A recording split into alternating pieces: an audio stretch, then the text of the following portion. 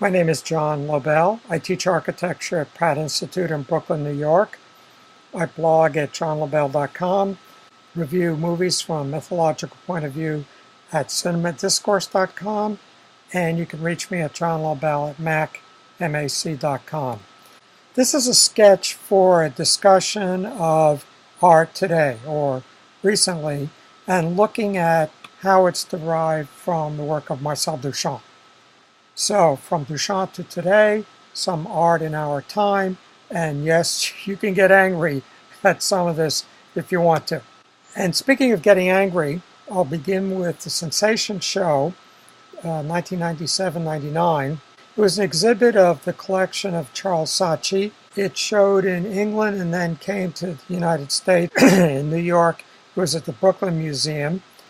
It was controversial for some of its images and got a lot of attention when criticized by New York's then mayor, Rudolph Giuliani.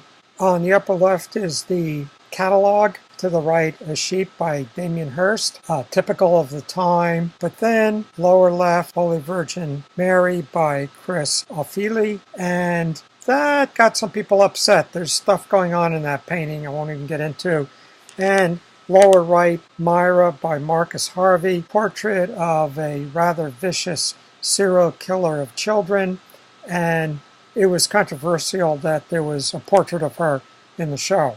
Now, where does this art come from? And we'll look at it, some more of it, but let's start by saying the key thing that happens is that beginning in the 1960s, artists are no longer looking back at Picasso and that lineage, but now looking back at Marcel Duchamp, who we see on the right, his urinal known as the fountain above, and below are portraits.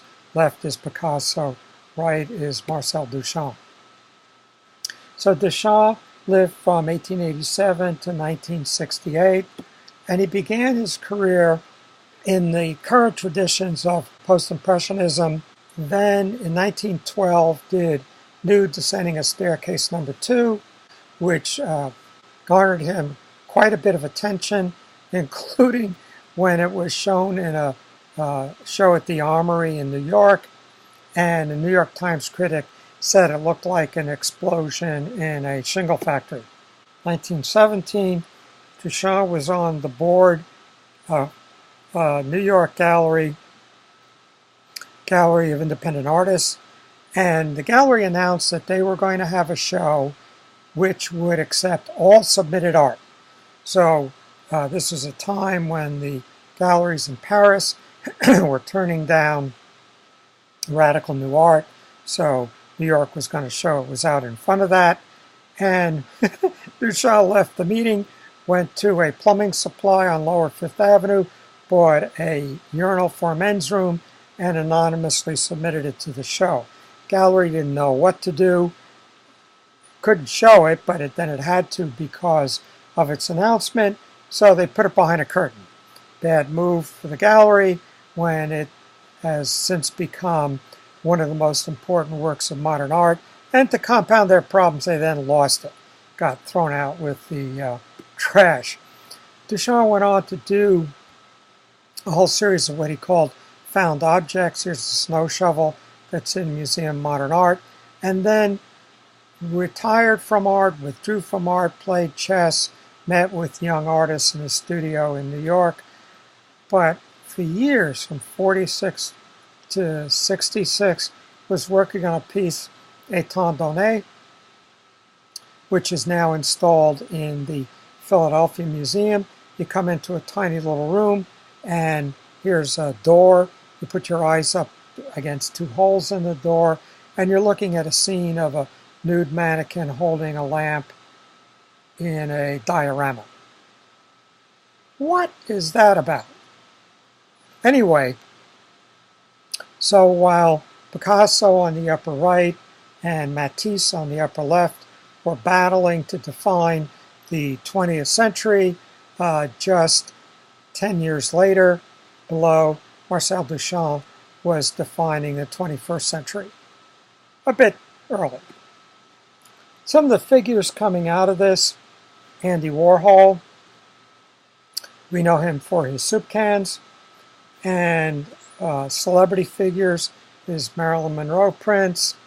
Upper left is Elizabeth Taylor, flower print. Upper right below, upper right Mao, and lower right Elvis Presley. Claes Oldenburg began his career with what he called the storefront. So while Andy Warhol had the factory, Oldenburg had the store. And here he's got plaster versions of models of food that you would see in the windows of diners. Not done very appetizingly, but then he settles on these giant versions of everyday objects. So here's a typewriter eraser. This one was up at Columbia University. This is a three-way plug extension at the Philadelphia Museum. And here is a giant clothespin as drawings. And then here's one in Philadelphia. Fantastic drawings. So on the left is, we're looking down Park Avenue, and there's the older skyscraper on top of Grand Central Station, and the view used to flow around that tower, but it got blocked off by the MetLife building, then previously the Pan Am building. And there was a big controversy about that. In response to that, Oldenburg does this good humor with a bite out of it to block Park Avenue, and then the bite is where you drive around. And this is one of my favorites. This is the intersection of Broadway and Canal Street, and he proposes a huge block of concrete in the intersection. So it's sort of a play on our experience of congestion in New York. This is James Lee Byers. Did a series of communal garments.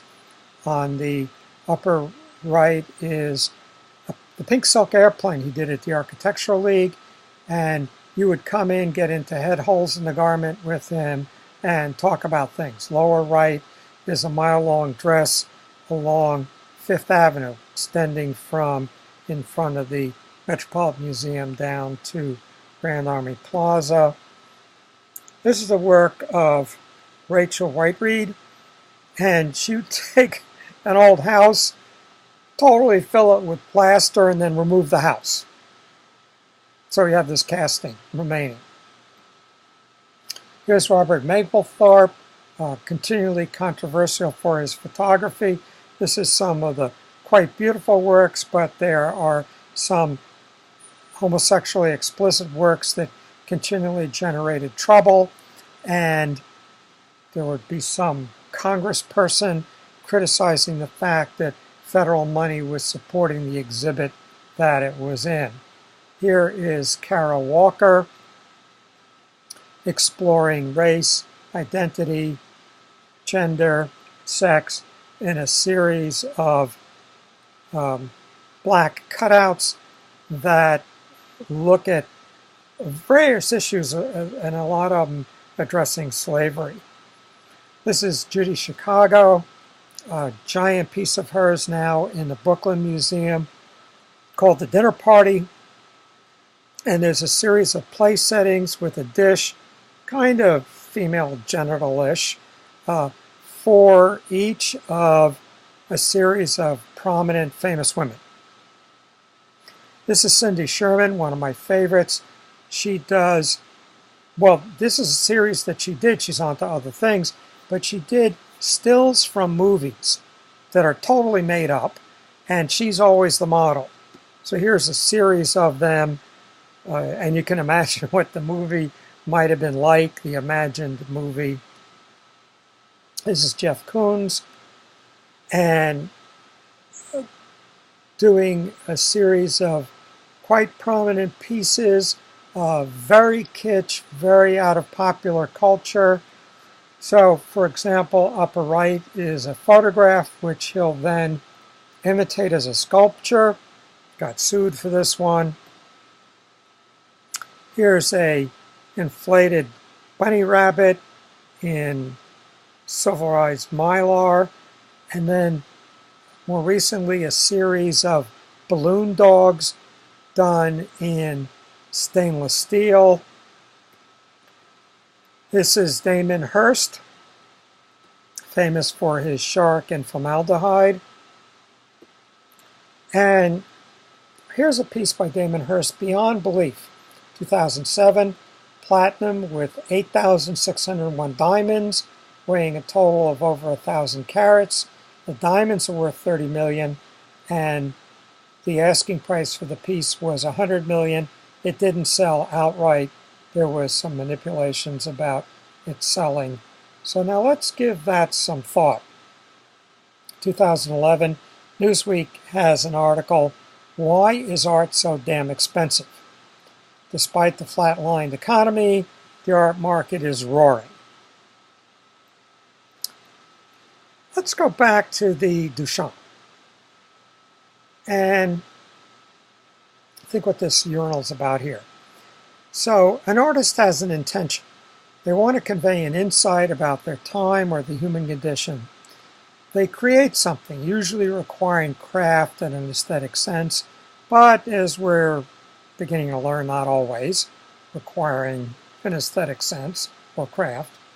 An audience experiences the piece, sometimes with consternation, but then it goes on. The work, the initial response of the audience, subsequent responses of that audience, responses of subsequent audiences, and ongoing evaluation by critics and historians reverberate through the decades and even centuries. Duchamp's point was that art is not just the something, usually requiring craft, but this entire process, so that we can no longer separate the artist, the audience, and the work of art. It's all a continuous process. So now let's look at the role of money in that. So if you're younger, suppose you have thought up a new social networking internet site. You launch it, it's successful, and you sell it and pocket after taxes $100 million. Then decide you want to position yourself in exclusive New York circles. What steps might you take? Well, first you donate $10 million to a hospital, get a wing named after yourself, but then you establish an art collection. So people come over to your loft for dinner, and there's your art collections on the wall. This is the new gallery, a gallery of German and Austrian 20th century art and design, founded by Ronald Lauder. It's on Fifth Avenue in Gallery Museum Mile in Manhattan. But he wanted to bring attention to it. So he bought a Gustav Klimt portrait of Adele Bloch-Bauer, and he paid $135 million for it. And he was bargaining to get the price up because he wanted it to be the most expensive work of art ever purchased, which it was for 4 months. But it drew huge attention to his museum. So we talked about this entire process. Money is part of this process, and so money has now become part of art, and we can blame Marcel Duchamp. Thank you.